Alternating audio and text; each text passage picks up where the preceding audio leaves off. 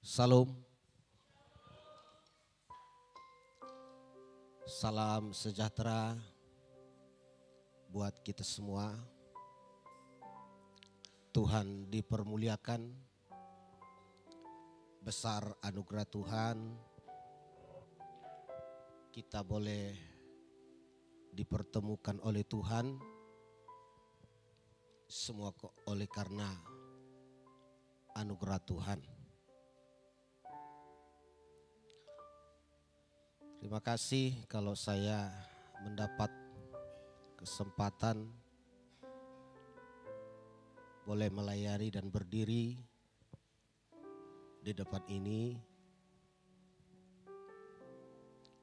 Semua datangnya dari Tuhan lah. Yang walaupun kesannya seperti pertemuan yang tidak disengaja atau disengaja dengan ucapan yang bergurau dan serius, tapi semua datangnya dari Tuhan. Kalau saya boleh diterima dengan baik hari ini oleh Pak Gembala kita, Tuhan memberkati. Saya pendeta, nama saya ada dua. Yang pertama Andi, yang kedua Oster. Kalau di KTP Oster Manurung, tapi kalau panggilan sehari-hari ya saya dipanggil Andi, Andi Manurung. Saya tidak jauh-jauh, masih seputar Labura ini ya.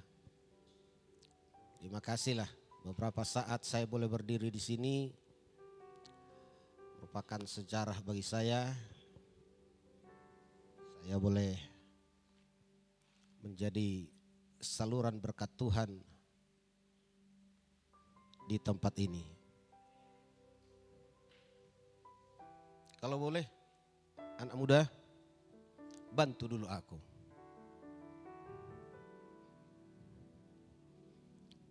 Ini sebuah perkenalan, ya kan? Perkenalan aja. Ini ada 3 lantai jalannya. Bantu dulu aku, Amang. Naik ke atas. Ya sekarang datang kamu, bantu aku, tuntun aku. Yang benar ya.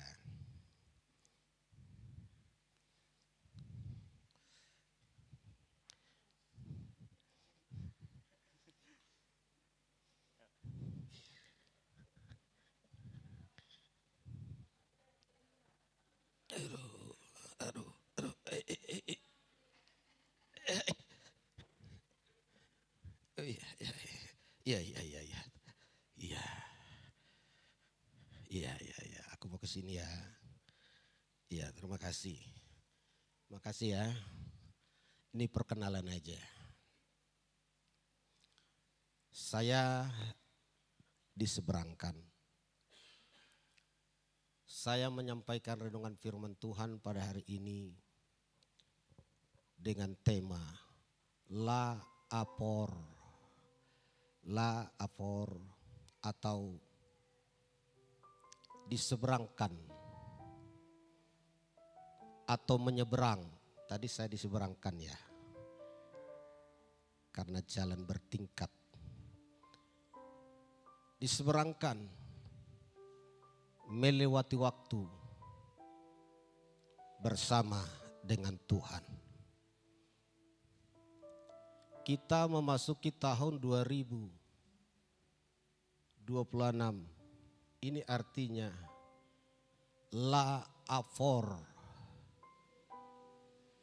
Kita diseberangkan Tuhan memasuki tahun 2026 ini. Saudara,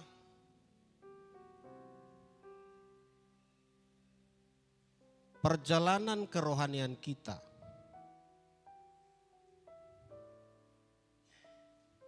itu bukan sebuah pencapaian, tapi sebuah proses.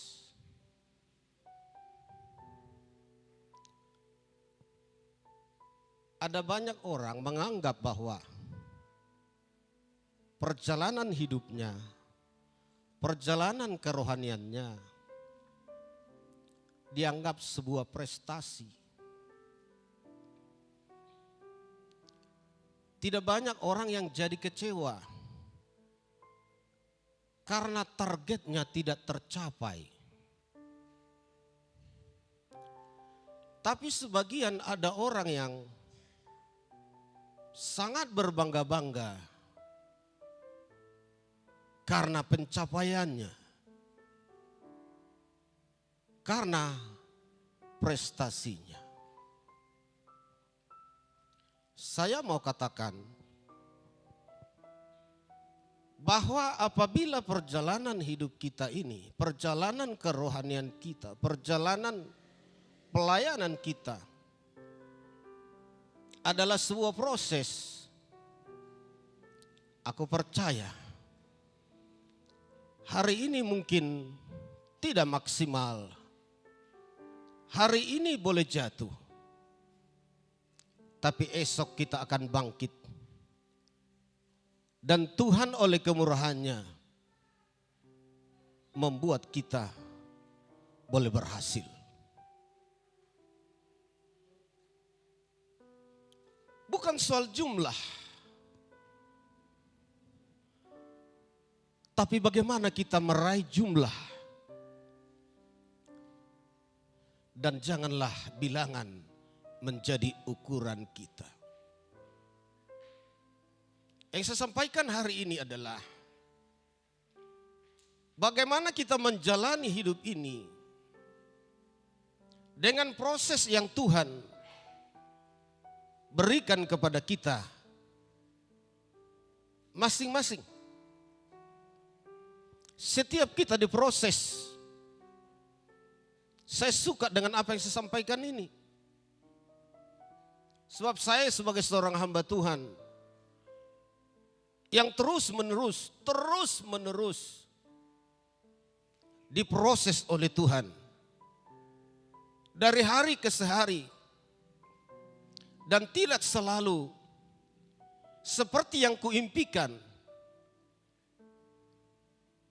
yang menjadi kenyataan. Hari ini kita akan belajar dari firman Tuhan. Bagaimana kita menjalani hidup ini la'afor. Kita diseberangkan Tuhan, saya juga diseberangkan Tuhan.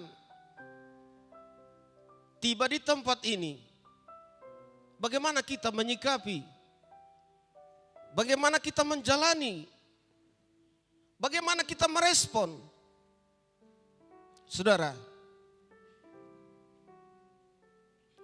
dalam bahasa Ibrani tidak ada istilah taat.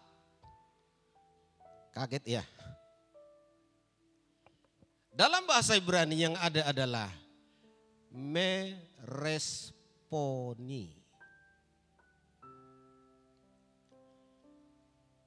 Yang ada adalah mendengar. Hineni artinya, ya Tuhan, aku mendengar. Hineni artinya, ya Tuhan, aku siap. Kalau dalam istilah militer, Andi menurung, yes, siap komandan. Seperti itu. Tuhan tidak meminta kita, ini dalam pengertian tanda kutip ya, untuk taat dulu. Tapi dengarlah suara Tuhan. Responilah apa yang Tuhan berikan kepadamu. Nah, apabila ini menjadi prinsip utama kita, menjadi dasar hidup kita, maka Tuhan akan menuntun kita kepada jenjang yang lebih baik, yang meyakinkan, yang luar biasa. Jangan sandarkan perjalanan hidupmu kepada kekuatanmu, kepada kemampuanmu, tapi sandarkanlah kepada proses yang Tuhan berikan kepadamu. Yang pasti Tuhan akan menyertai kita. Sama seperti tadi si anak muda, jalan saya sudah gontai, tapi karena dia baik, dituntunnya saya. La'afor, saya tiba di tempat ini. Mari kita melihat ayat firman Tuhan.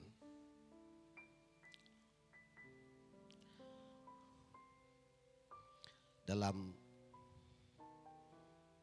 Kejadian 12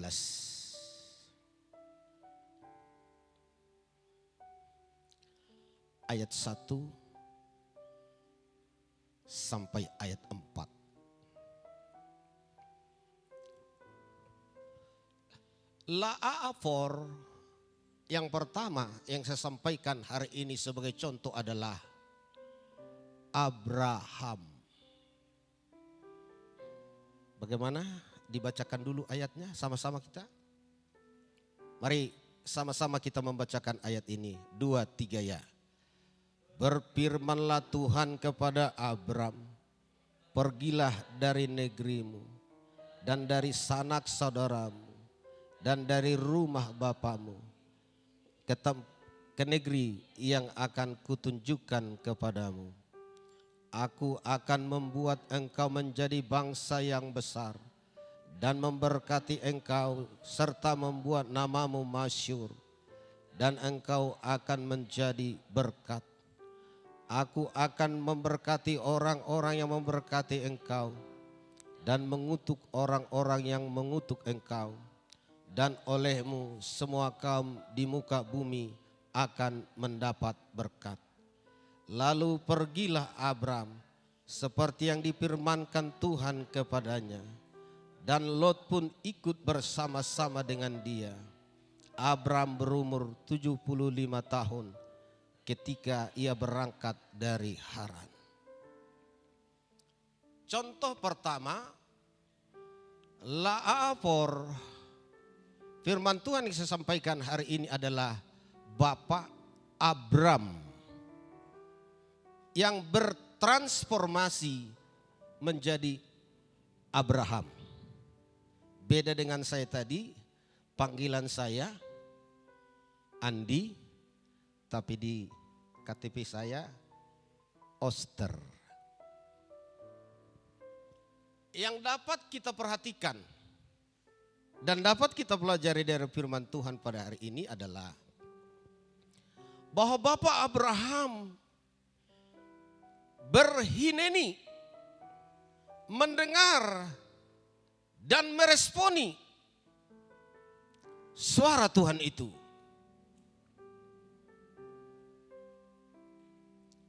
Saudara, Abram berangkat tidak membawa harta yang banyak. Dia hanya membawa istrinya dan Lot.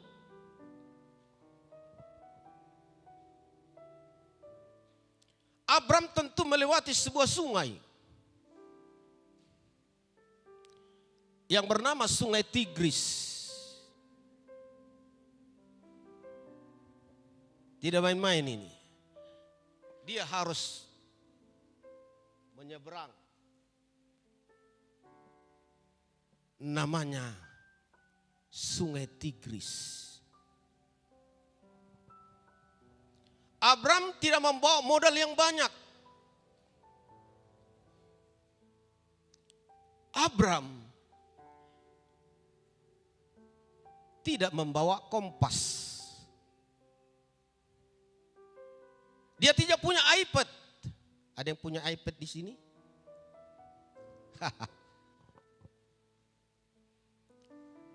dia tidak membawa dan tidak punya alat-alat pendukung. Bagaimana dia meresponi suara Tuhan itu. Ada 3 sungai yang harus sebetulnya dilewati. Ada sungai Pison, ada sungai Gihon, dan ada sungai Tigris. Dan yang jelas yang dilewati oleh Abram, sungai Tigris. Sungai ini terkenal dan ada sampai hari ini. Adakah buaya di sungai itu? Mungkin saja. Dan lebar sungai ini sangat-sangat lebar.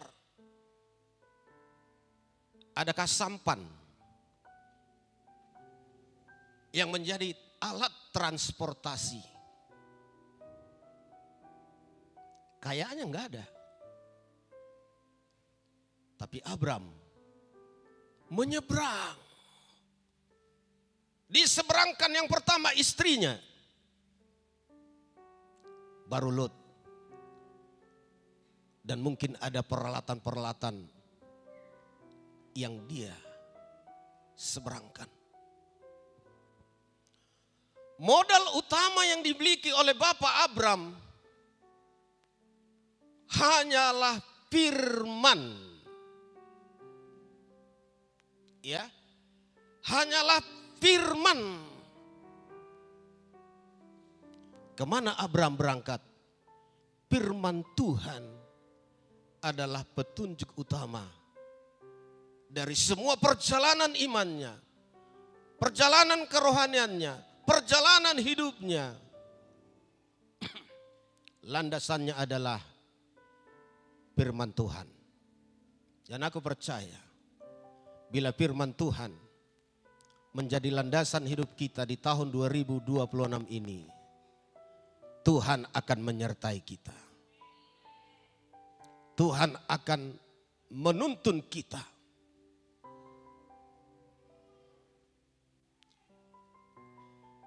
Abram tidak dilahirkan untuk beriman. Tapi Abram belajar beriman. Dan berkali-kali Abraham gagal. Namun dia bangkit. Abram pernah gagal loh. Waktu dia berangkat ke Mesir. Karena kebetulan waktu itu tanah Kanaan lagi kosong. Lagi paceklik. Namun Tuhan sayang kepada Abraham. Hanya memang dia gagal di situ. Ini yang saya sebutkan hari ini. Perjalanan hidup kita. Sebuah proses. Pelayanan kita sebuah proses. Iman Abraham bertumbuh seiring dengan proses yang dia alami.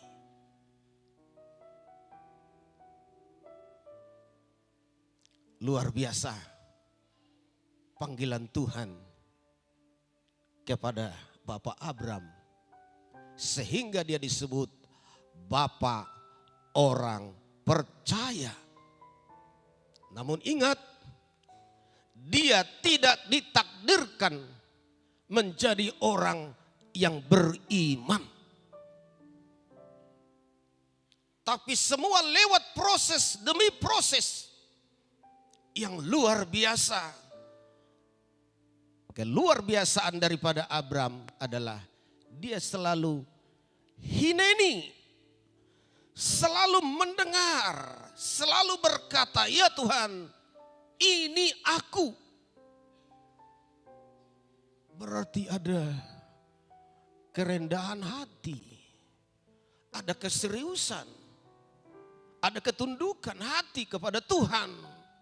Sehingga hari demi hari, waktu demi waktu, iman Abram yang selanjutnya menjadi Abraham mampu menjadi panutan bagi saya dan saudara tentang imannya.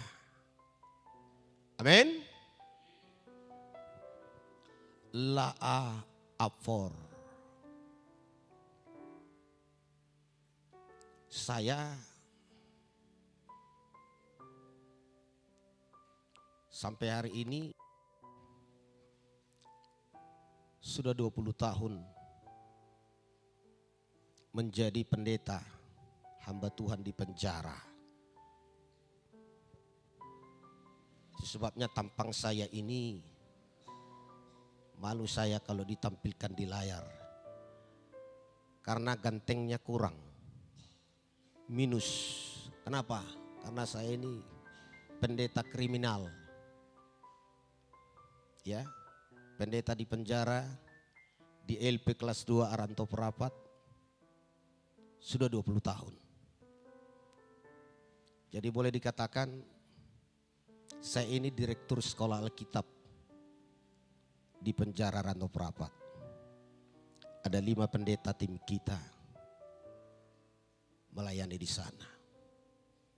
Dan sudah 700 narapidana yang sudah kita tamatkan dan mendapat sertifikat. Dan beberapa di antara mereka sudah ada yang jadi pendeta. Pendeta betulan. Karena aku percaya Indonesia dapat digoncang lewat penjara. Itu imanku. Sebab sekarang ini ada 2 pendeta yang menggoncang dunia dan Indonesia. Satu, pendeta Risuli Lubis.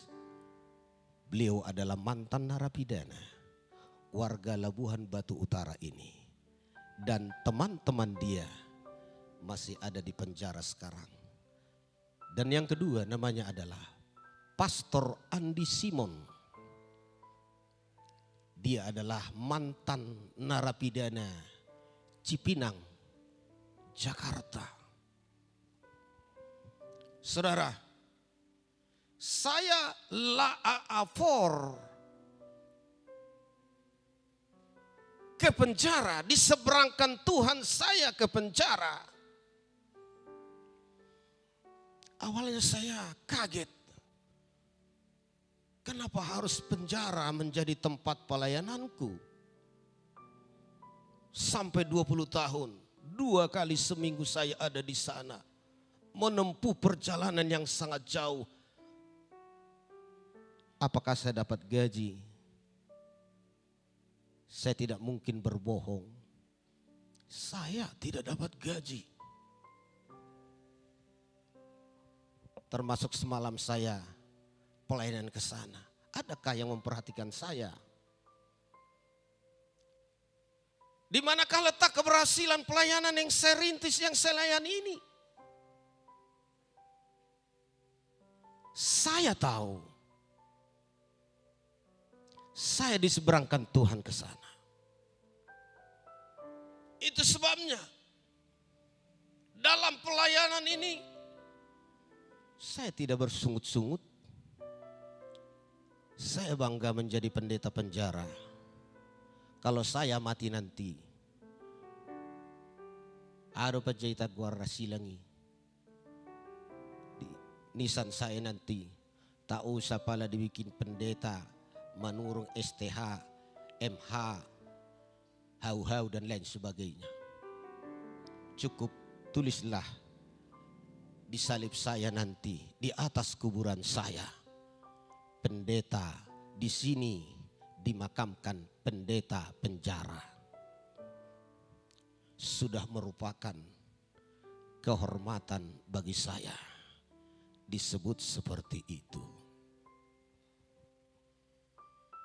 Artinya bila kita berhineni, mendengar suara Tuhan, meresponi suara Tuhan, kita akan bersuka cita.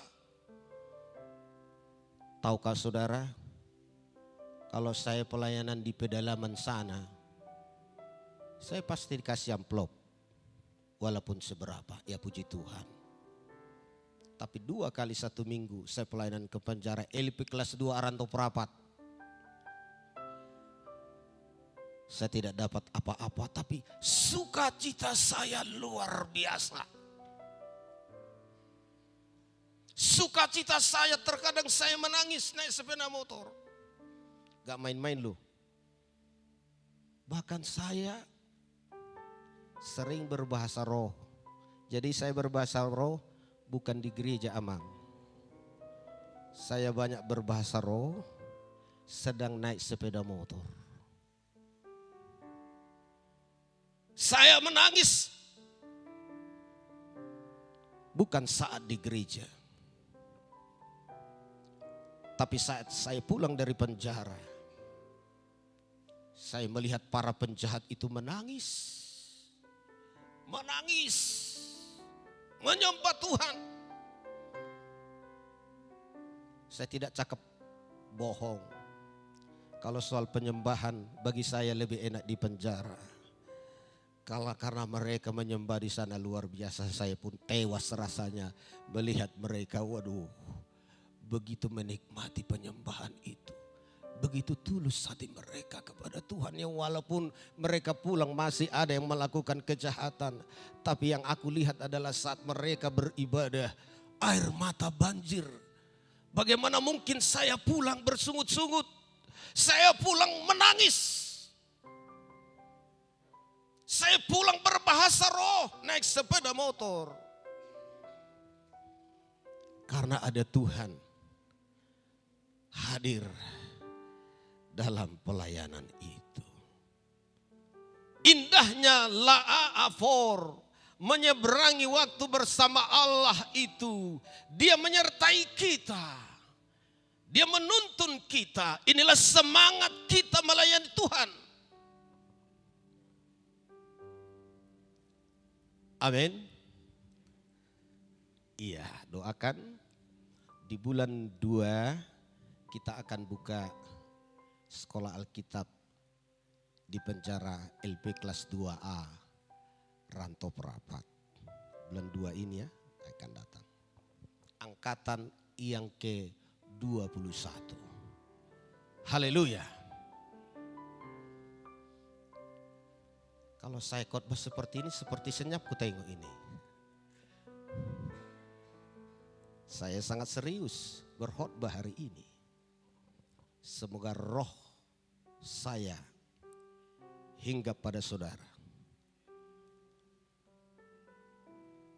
Walaupun tanpa disengaja saya hadir di tempat ini menurut saya.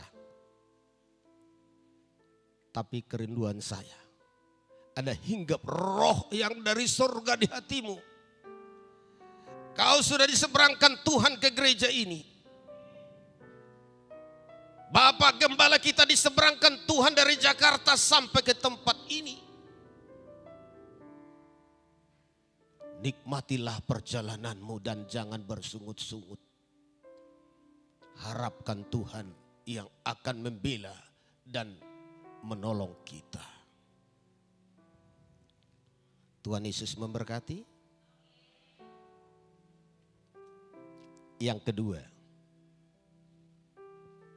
La'afor yang kedua. Mari kita akan melihat di Kejadian 32 ayat 22.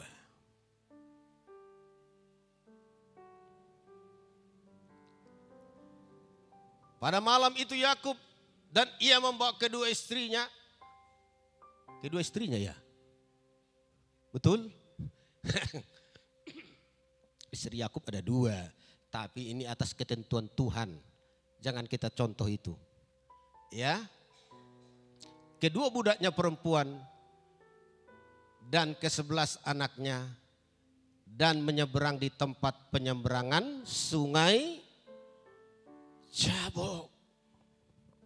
Perhatikan firman Tuhan. Rahasia firman Tuhan. Siapapun tokoh yang dimunculkan oleh Tuhan selalu melewati sungai. Bahkan ada yang melewati laut.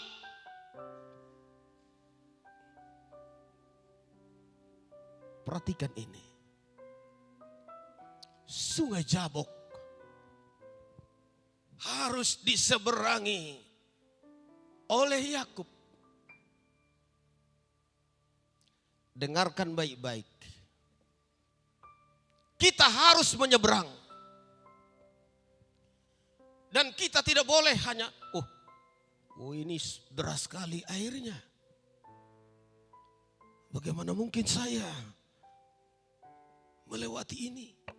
Gak mungkin. Deras airnya.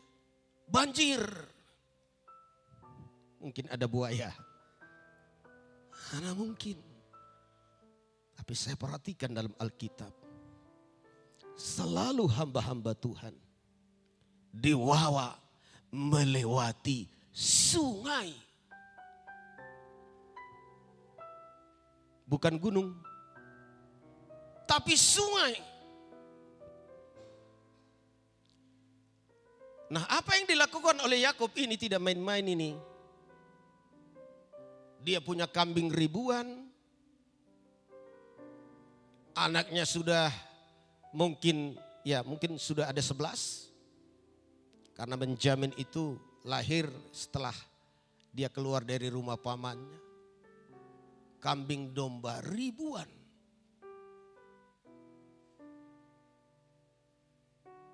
Tidak main-main. Menyeberangkan ini satu persatu diseberangkan.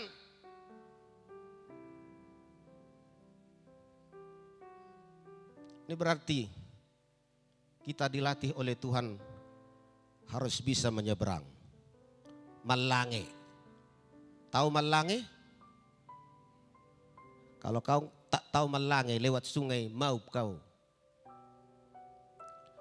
Susahnya lagi kalau kita menolong yang gak tahu berenang, kita yang ditarik. Awak mau menolong, awak jadi lonong. Gak main-main, saya bayangkan bagaimana Yakub menyeberangkan satu persatu ternaknya. Dan lagi pula, pada akhirnya Yakub bergumul dengan malaikat Tuhan. Dan akhirnya Yakub menang. Itu berarti la'afor ini yang kita lewati ini, kita harus kerja keras. Amin. Harus berjuang. Pelayanan ini harus di atas perjuangan, pengorbanan, kerja keras, mati-matian. Maka Tuhan akan menolong. Amin. Jadi bukan kerja kera. Tahu kerja kera? Harus kerja keras. Bukan kerja kera. Kalau kerja kera itu ngeri nih. Mau menyolong ke sana kemari. Pelayanan kita tidak seperti itu. Pelayanan kita di atas kerja keras. Karena kita percaya Tuhan yang menyeberangkan kita. Tuhan yang dipermuliakan. Lewat pelayanan itu. Amin. Maka di tahun 2026 ini. Kalau Pak Simbolon mengatakan GBI punya agenda tahun apa Pak? Reformasi? Revival. Tahun revival. Revival harus disertai dengan kerja keras. Bukan sekali lagi, bukan kerja kera. Tahu kera? Bodat. Gereja harus tampil murni. Gereja harus bermisi benar, kerja keras. Mujizat Tuhan akan dinyatakan. Revival, kebangunan itu terjadi saudara-saudara, bukan sebuah agenda, tapi sebuah proses yang terus menerus. Dan Tuhan akan menyeberangkan kita sampai di tujuan dan gereja Tuhan dimenangkan. Itu yang saya tahu. Semua lewat dari kemurnian. Abram beda dengan Ishak. Ishak tidak pernah lala apor. Tidak pernah. Dari Abram ke Yakub. Saudara-saudara.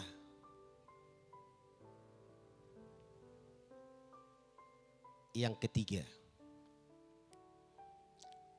Laa apor yang ketiga adalah.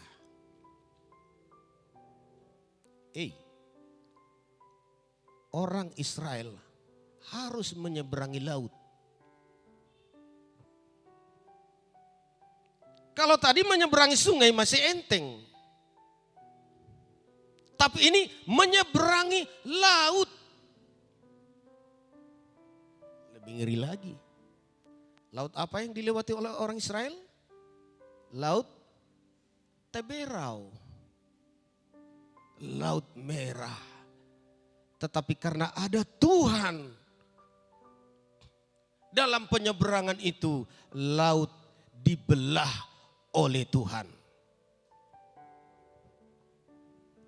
Memang apor yang kita jalani, yang kita lakukan ini disertai oleh Tuhan. Tapi ingat, ada kalanya perjalanan kita ini seperti sepoi-sepoi saja.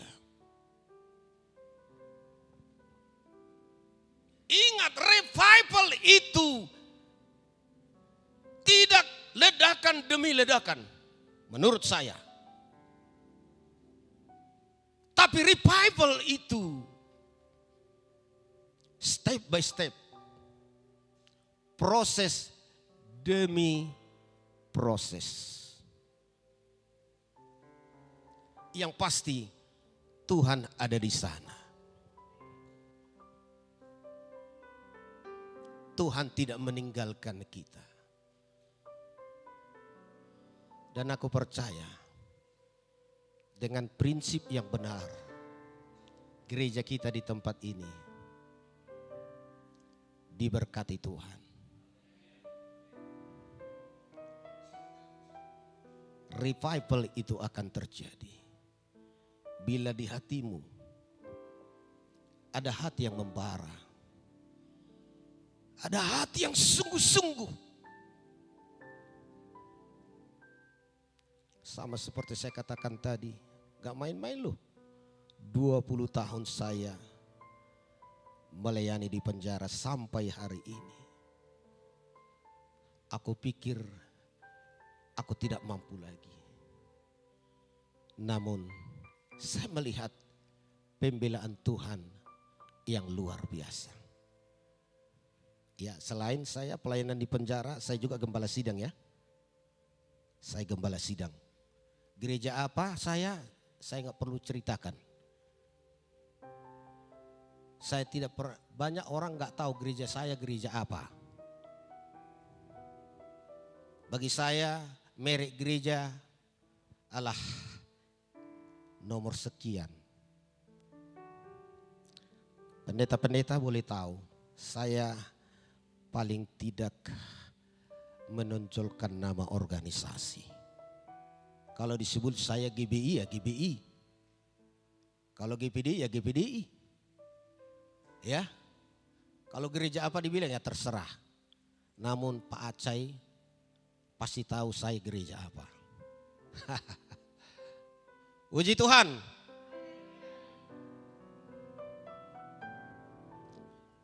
Yang jelas ada Tuhan di sana. Ada Tuhan di sini. Semalam saya makan di sebuah tempat di Rantau Prapat.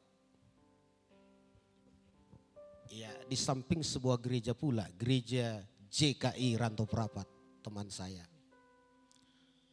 Persis di samping rumah makan ini yang jualan gereja Katolik. Ada di sini mantan gereja Katolik? Ada ya ibu di sana. Dia bilang gini, kalau di gereja kami Amang, jarum aja jatuh kedengaran. Tidak seperti gereja ini, ributnya bukan main katanya. Masa berdoa pun ribut, berkhotbah ribut, menyanyi ribut katanya. Nanti bentar lagi Amang ribut lah itu gereja itu katanya. Lalu saya jawab, kalau di gereja ibu yang jarum jatuh pun kedengaran, saya mau tanya,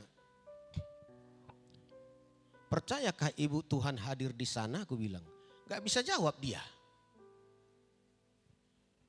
Tapi ibu saya bilang, gereja yang jingkrak-jingkrak itu, kalau ibu tanya, adakah Tuhan di gereja itu? Mereka pasti jawab, Tuhan ada di sana. Jadi saya bilang, soal kehadiran Tuhan tidak ditentukan oleh pola ibadah. Kehadiran Tuhan itu adalah hak prerogatifnya Tuhan. Tetapi kita yakini setiap kita memberikan ekspresi hineni kepada Tuhan, Dia hadir. Tuhan juga hadir di tempat ini. Kehadiran Tuhan tidak ditentukan oleh jumlah. Tidak juga ditentukan oleh pengkhotbah. Apakah bisa saya sulap? Tuhan, datanglah ke gereja ini, bakarlah semua jemaat ini. Gak mungkin. Tapi kalau hatimu dibakar oleh Tuhan, itu adalah urusan Tuhan. Itu yang kedua ya. Mohon bersabar. Saya menyampaikan berapa lagi ya?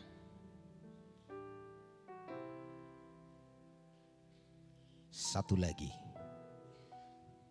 La'afor yang ketiga. Mari kita lihat Lukas 8 ayat 22.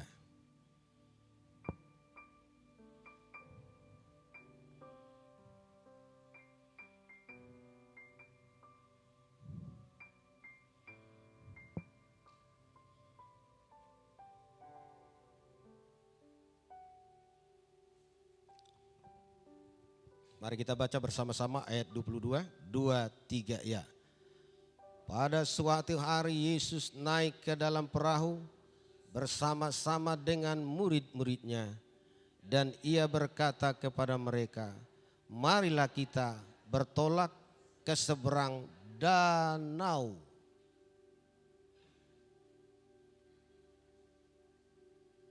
Saya katakan dari awal tadi, bahwa semua hamba-hamba Tuhan yang dipanggil oleh Tuhan, semua mereka melakukan la'afor,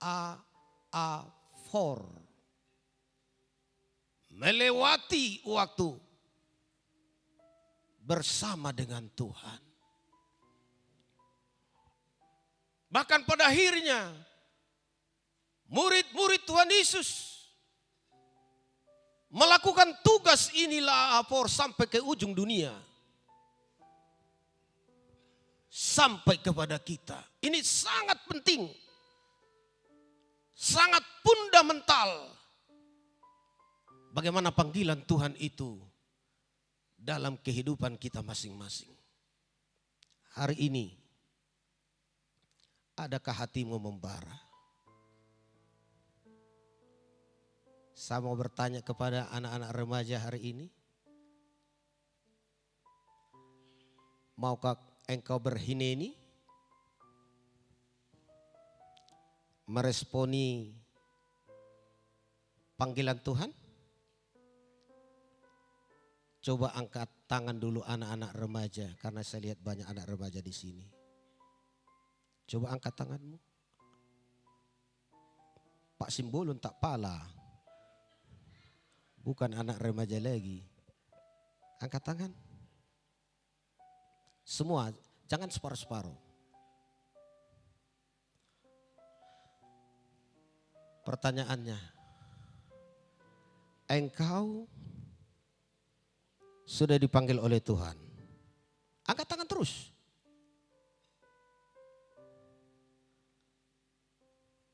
Maka engkau menyeberangkan jiwa-jiwa ke gereja ini?